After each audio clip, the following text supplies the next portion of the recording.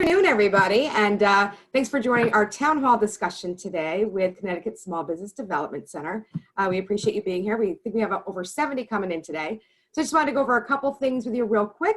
We are going to keep everybody on mute today. If you have a question, please click the chat button at the bottom, and Jeff and I are going to tag team after Matt's done speaking and do those questions.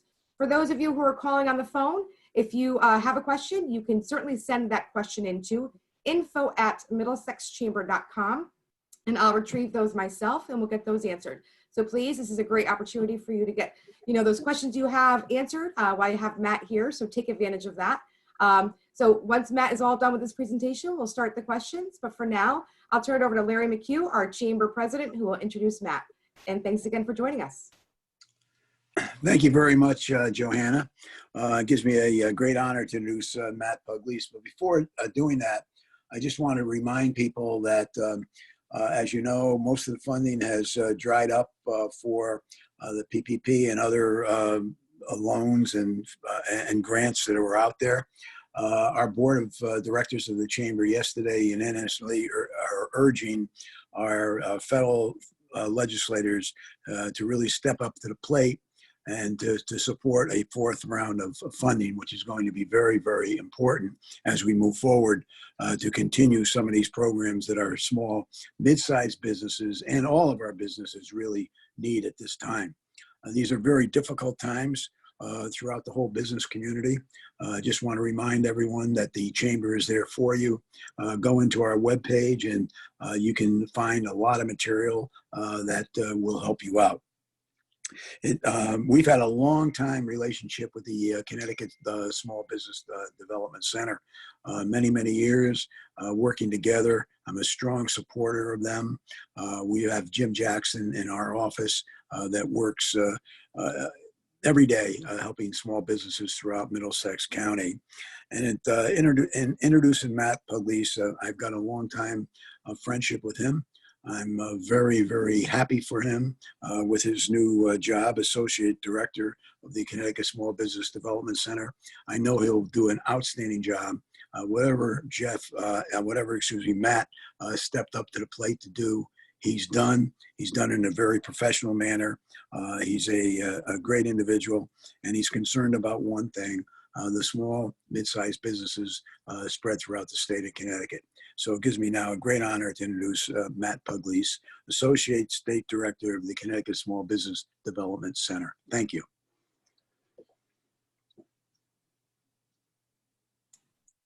Thank you very much, Larry. Really appreciate it. Great to be here with everybody this afternoon to talk a little bit. So the Connecticut Small Business Development Center, as Larry said, Jim Jackson is at the Middlesex Chamber and regularly available.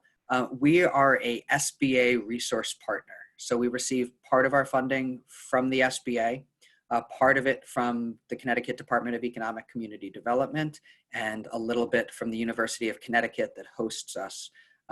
So we are here as a free resource to work with any small business, whether it's these PPP and EIDL loans, or if it's about strategies around pivoting and reopening, or in good times, marketing, customer acquisition, lending assistance. That's what our advisors are here to do to help. So it's my pleasure to be here to speak with everybody a little bit today about where things stand with the SBA funding that's available, answer your questions, and whatever else comes up in the course of the conversation. So I received guidance this morning from the SBA in Hartford. As probably many of you know, yesterday, the headlines were that the PPP program and EIDL program had run out of money. Essentially, all of the money has been allocated. That doesn't mean that it's all been distributed. And so, especially on the PPP side, because everybody is applying individually through their banks directly, each bank has a queue basically that they're working towards an amount that is allocated within that bank. So you have to see as they work their way through the queue and are either approving people or denying people for those PPP loans and clarifying that amount, you'll need to reach out to your bank directly to see where your application stands. We're very hopeful, the SBA is hopeful, that the PPP and EIDL money will be increased through additional congressional funding. We're all watching that play out in the headlines right now.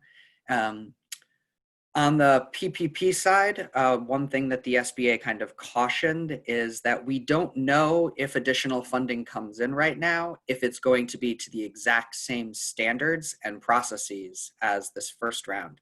And one thing that I could do to point out, in just an example we've seen in the economic support over the last month, when the disaster was first declared and everybody was applying for the emergency disaster loans, it was a big concern that it was all loans and there were no grant or forgivable portions of this for small businesses.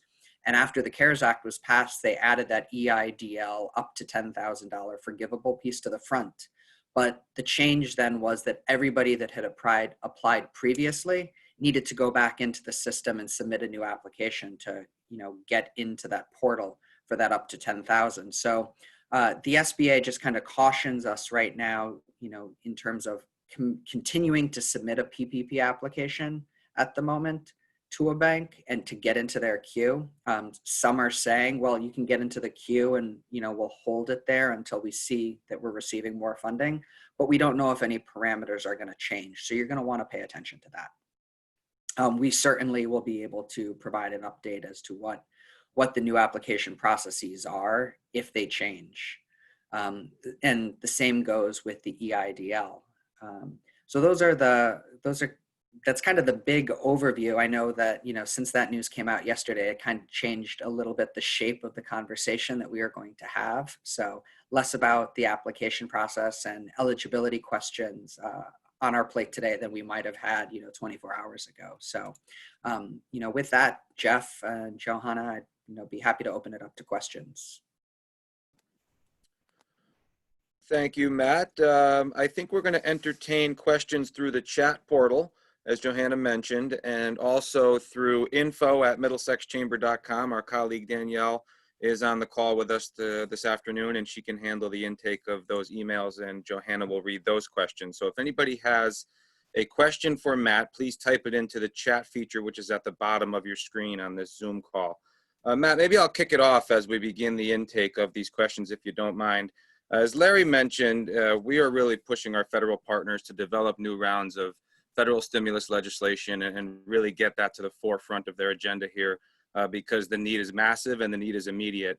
Do you have any kind of insight or real-time data on what that might look like and what your office can do to help deploy some of those relief options? As soon as there's new relief options that come up, the SBA is, immediately in touch with its resource partners. So, they include the Connecticut Small Business Development Center, the Women's Business Development Centers across Connecticut, and as well as SCORE chapters, and trying to make sure that we have as much technical knowledge of these new funding mechanisms so that we can help businesses understand and apply to get these funds as quickly as possible. So there's been a lot of learning, over the last month as each new program has opened up so that we can help businesses access that, quickly and accurately. In terms of what else I would recommend is, as a business, reach out to your congressional representation, tell them what it is exactly that you need.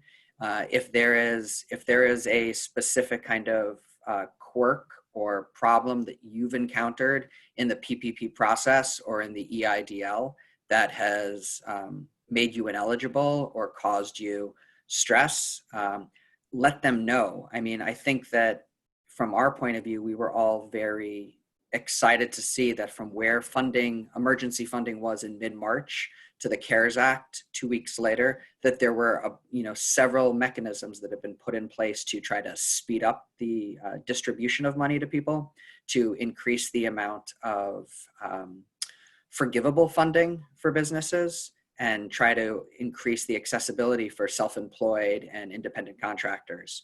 So, and their ability to access this funding. So, I mean, that demonstrates to me that there's been a level of responsiveness in the legislation. So the best thing to do, since they're trying to move quickly, is to reach out and speak with your congressional representation. Appreciate that, Matt, and we certainly echo those sentiments. We do have a number of questions coming into the chat, which is great. We'll have a very interactive session here. But the first one is really more of kind of a statement of fact that a lot of our members and the business community in general believe that to change a lot of the requirements at this point would really not be a good practice for the federal government to deploy here. We believe it would be kind of poor to change it now, since the first round went out with these parameters in place and everybody kind of crafted their applications based on those parameters.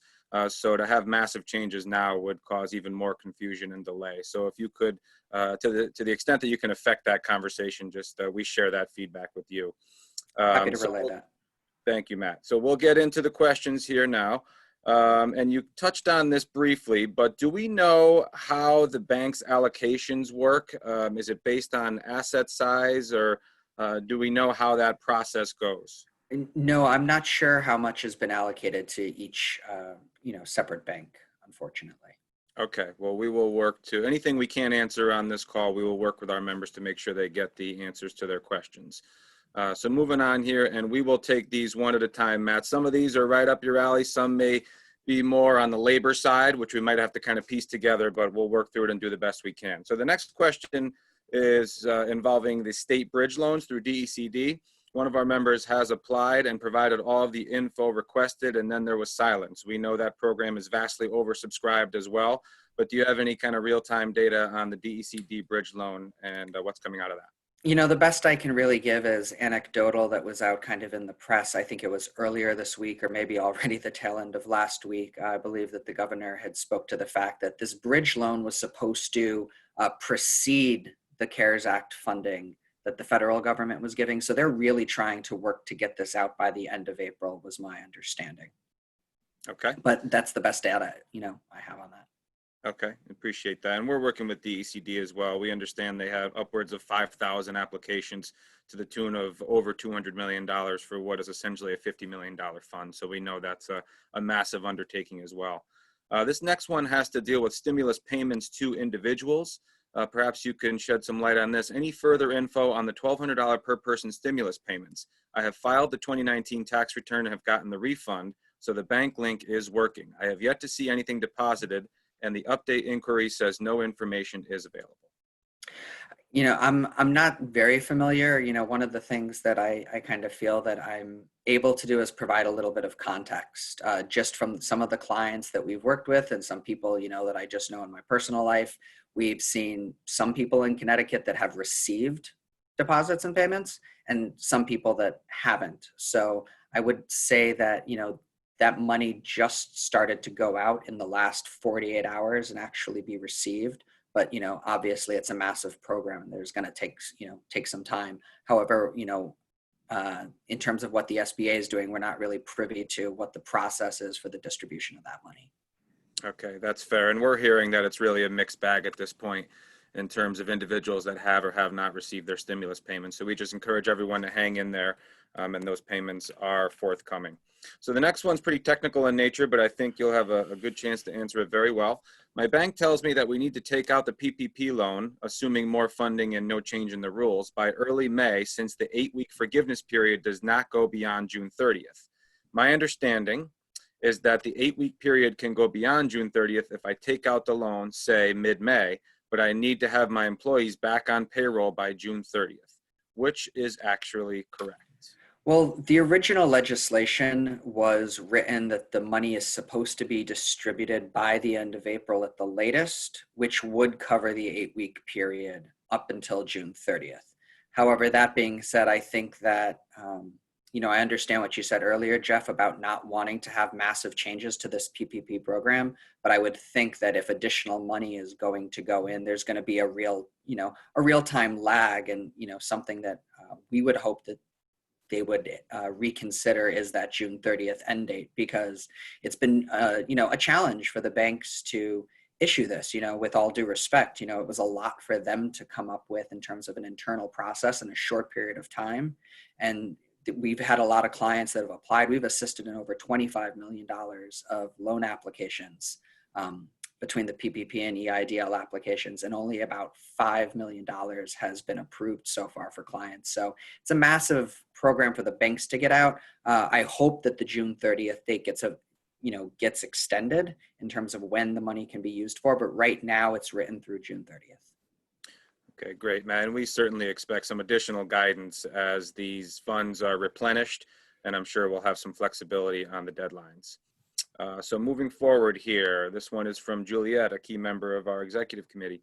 My company applied for PPP and the $10,000 grant about 10 days ago. Bank and SBA confirm receipt of our application. Any thoughts on when the banks will start to respond, or is there a deadline by which they must let us know? On the EIDL, first, everybody should really be checking their junk mail folder. It was earlier this week that we started to see a SBA email that went out providing some level of acknowledgement that, was hitting people's junk mail folders. It seldom was coming into their regular inbox, and that preceded them receiving a deposit through the EIDL by about 24 to 48 hours. So that's what I would do there. On the bank side, you're going to have to follow up with your bank. We know that every bank has been different in terms of its process from initial approval to closing of the loan, but they're supposed to be distributing this money. I believe April 26th is the date. Great, thank you. And just so everyone knows, we are reaching out to our banking partners to try to get some clarity on their individual processes, and we will certainly share that data with our members and our stakeholders here. Okay, Matt, moving on here. Another question. We submitted our application through our bank on April 15th. The delay was due to our bank not allowing us to submit on April 3rd.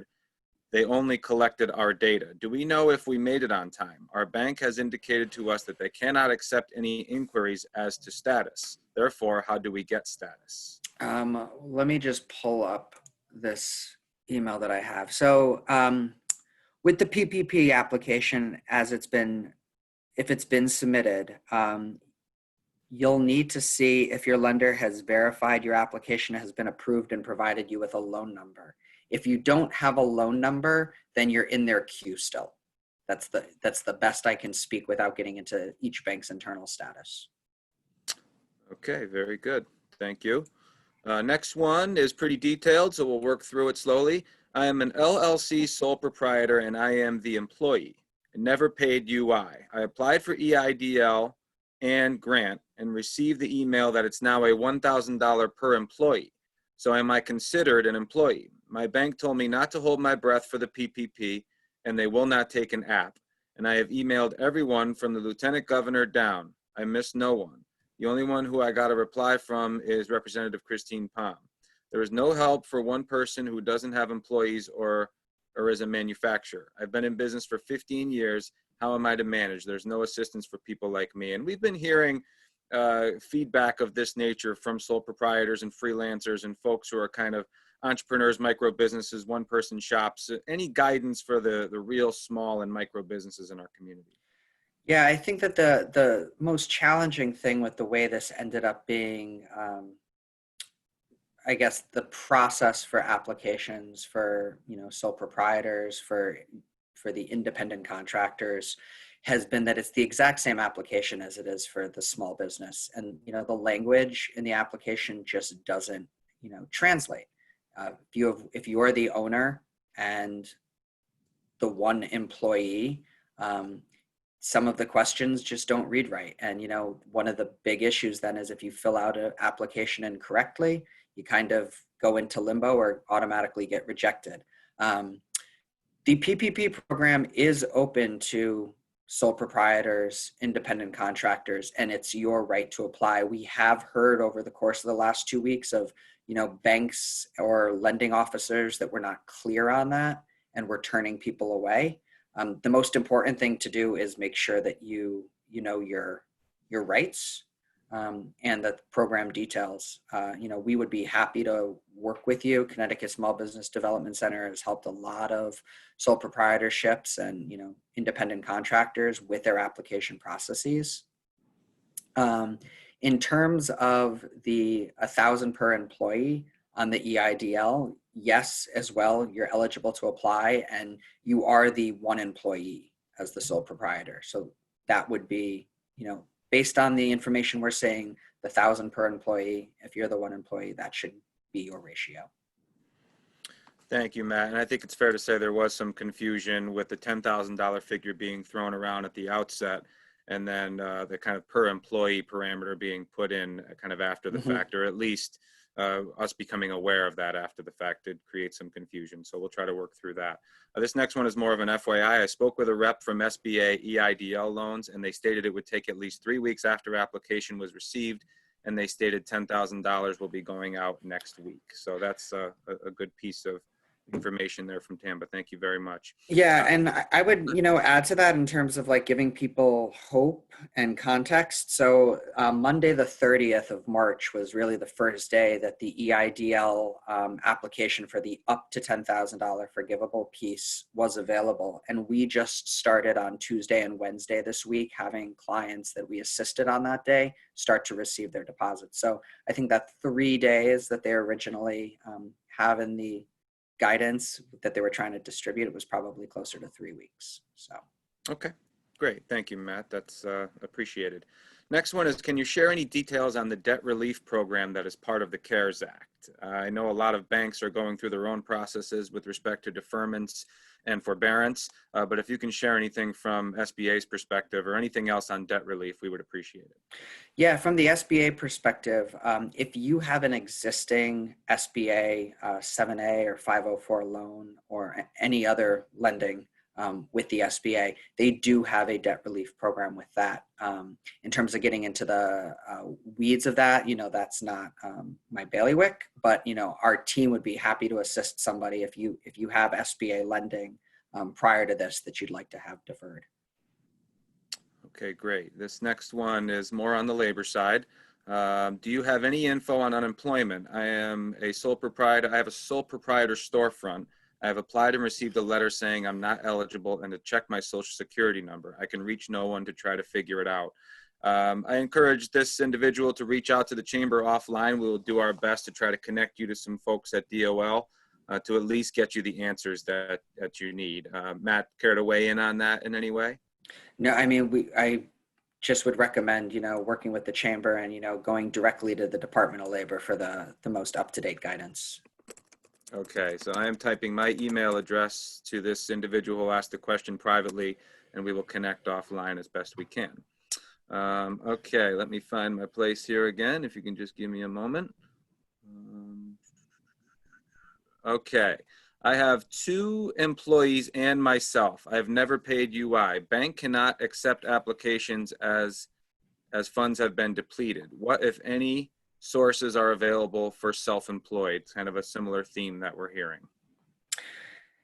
Yeah, again, checking what exactly the DOL guidance is in terms of eligibility right now is key. On terms of federal money or state funding, right now, all of these loan programs are maxed out and basically on standby until something new or additional funding is added back into the pot. So we're looking right now with our team to see what kind of grants and other opportunities we have been able to find, but most of them at the moment are limited to specific sectors of small businesses, sometimes to geographic regions specifically, unfortunately. So there are not a lot of other sources at the moment that we're finding. Okay. Thank you, Matt. This next one is a request for clarification. Did you say that PPP funds under current rules need to be loaned out by April 30th? All I have read both in the Act and in the frequently asked questions portion is that the 8-week period begins when the funding of the loan begins. I have not seen anything regarding funds that need to be loaned out by April 30th. This is a huge point regarding when I apply for the loan, since it must be loaned out within 10 days of application approval. Yeah, so there's the 10 days of application approval, but I believe that by the end of the month is when all the funds are supposed to be expended or distributed by the bank, because that allows them to then be spent by that April 30th guideline. If the loan kind of time period begins from the date that the funds are dispersed to you, not the date that the application is submitted. So in terms of when your 8-week clock starts, it starts once you receive that disbursement of funds, not when you apply, just in case there's confusion in that. Okay, thank you very much. So as we're going, just a little bit of housekeeping here, as we're going through the chat, there are a lot of similar questions that I believe are being answered as we go through. But just to make sure we're covering everybody's question, I will read it. In terms of either the PPP or EIDL, is an LLC sole proprietor with just one person operating the business able to be considered an employee, especially in terms of the PPP forgiveness eligibility? You essentially answered that earlier as yes, they are considered the employee, right? Mm-hmm. Okay. Yes. All right. Okay. All right. One more here. Back to the question for sole proprietors and LLCs. If a business owner takes a draw but not a paycheck that is reported on 941 returns, how can they be helpful? As far as I understand it, there is no place on the application for information when a business owner takes a draw. Is this correct? Good question.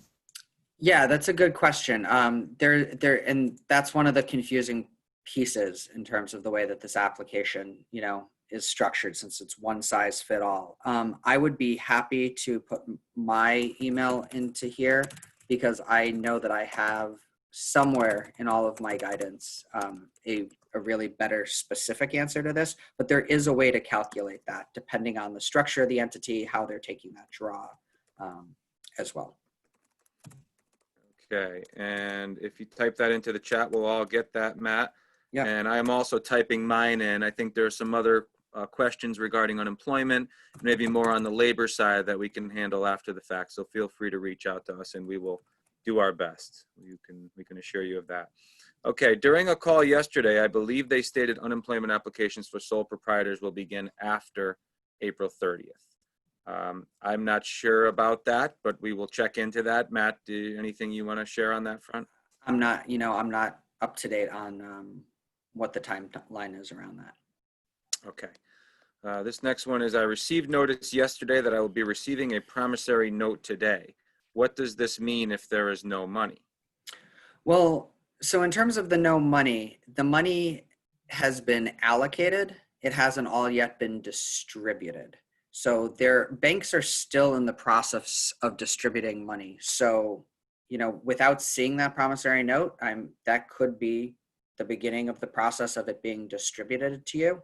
I'm not sure if that was EIDL or the PPP program. But, okay. It's kind of that encumbered versus expended difference. Okay. All right. Sounds good. The next one is, could you provide that information regarding calculation for draw to me as well? So is that what you put, the link that you put into the chat, Matt? Is that what that is for? So the link that I put in is to the Connecticut Small Business Development Center's COVID-19 Business Resource Center. We have a couple of guides in there in terms of both of these programs and also some DOL labor questions. So there's some resources that are available for people there. But I would be happy, Jeff, if you'd like, I could send along to you the specific owner draw language after the call.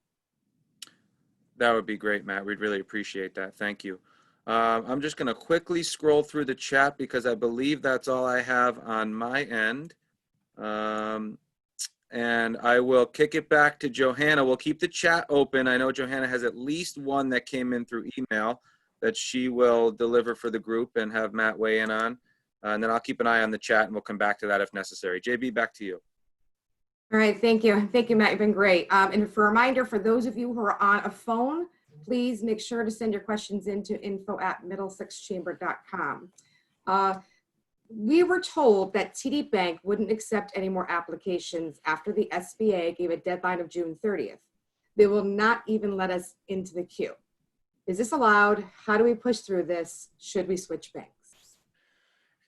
So if they were just told that by TD Bank, since yesterday, then my understanding of that is that it is allowed for them to not accept more people into the queue right now because they don't know the status of whether or not there's going to be more funding coming into this and whether any of the parameters are changing. And so it does fit with what SBA has said, which is we don't know if there's going to be any changes to the parameters, if additional funding is put in, and what that means. So it's better to, basically take the direction of your bank in terms of whether or not they're encouraging you to apply right now or not to apply at the moment.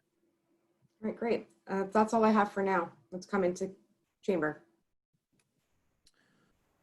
All right, well, we will keep the chat open for another minute or so, but certainly want to thank Matt and his team for all the work that they're doing. I think it's a great resource that we have here with the Connecticut Small Business Development Center. I know our folks in Middlesex County have taken great advantage of it and will continue to offer that resource. Another one that just came into chat, just to be sure, it's either UI or EIDL and PPP. So I would say to that, it's yes, and it could be all three. That is something that, depending on the situation, I mean, the PPP money only covers an 8-week period, and right now has a stop date of June 30th. So everybody is only working with the information that we have. We know when this began. We have a tentative date in terms of May 20th right now, in terms of the soonest that we might see restaurants and schools opening. We don't know if this is going to be longer or be a different phase and what impact that'll be. So right now, everybody's just operating on the guidance that we have. If your business is still impacted after June 30th and you've expended your PPP, then unemployment may be the direction that you need to go. And somebody just weighed in the chat room. If PPP funds are not added or run out again, I have been told that the employment tax credit is a good alternative. While less funding, it can be a great help, and the credit can be received early enough to help with the payroll payments themselves. I think that's certainly a true statement. We do certainly hope that PPP funds are, replenished. But Matt, care to weigh in on that point of fact there? Yeah, I would say that on the tax credit side, if your business is able to, continue operation and is able to, is not as in need of the PPP and the upfront cash now, then it's definitely an option. It is an either or, though, my understanding. You can't do the PPP and then the tax credit down the line. Yes, that's our understanding as well. Thank you, Matt. Another question, this one is on the nonprofit sector. Is there anything specific nonprofits need to do besides check the correct box on the initial PPP application for nonprofits? Any general thoughts on nonprofit relief during this time, Matt?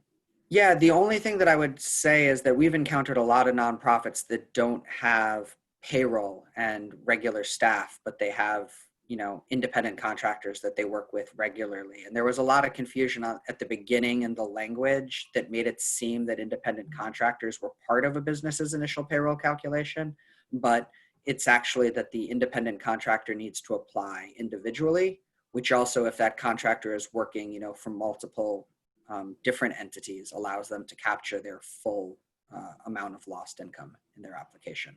So if you're a nonprofit that doesn't have W-2s, then you're not going to be eligible for PPP for your independent contractors.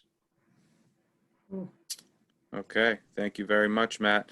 I have exhausted the questions in the chat, so I'm going to check with Johanna quick on the email side. Nope, none come in so far. All right, then Coach McHugh, if you're still with us and you'd like to close the session with some thoughts on Matt and his team or anything else you want to add, you have the floor, sir.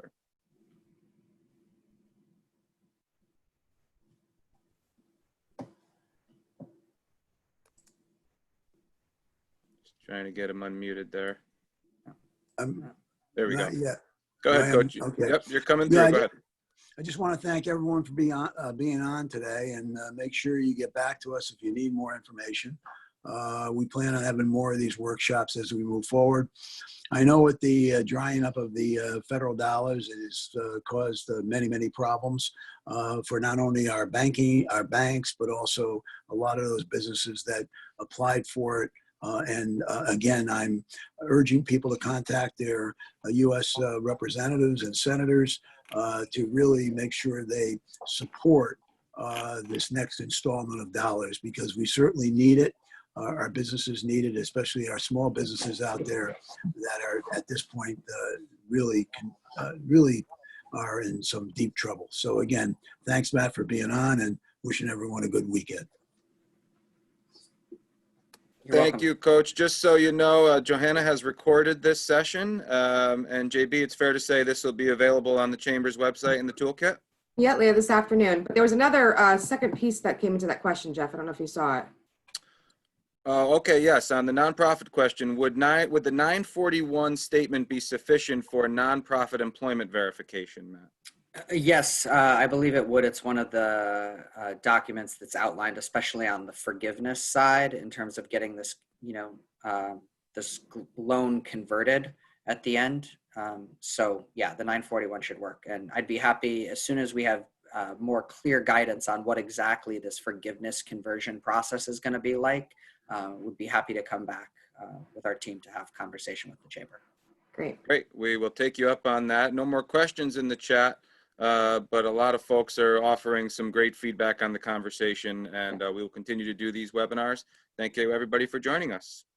Have a great day. Thank Be you. well. Thanks, Matt. Thank you, Welcome. Matt. Great job. Thanks, guys.